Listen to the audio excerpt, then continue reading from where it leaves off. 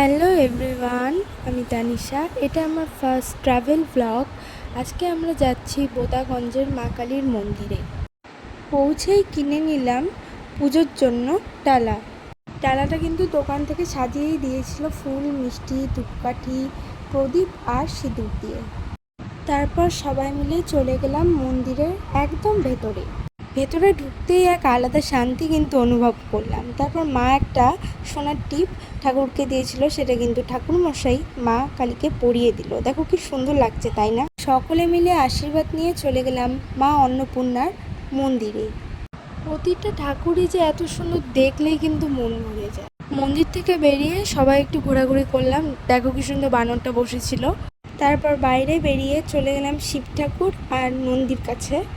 তোমরা কে কে গেছো এই বোদাগঞ্জের মন্দিরে আমাকে কিন্তু অবশ্যই কমেন্টে জানিও। আমরা এখন রওনা দিচ্ছি ফেরার উদ্দেশ্যে। So tata.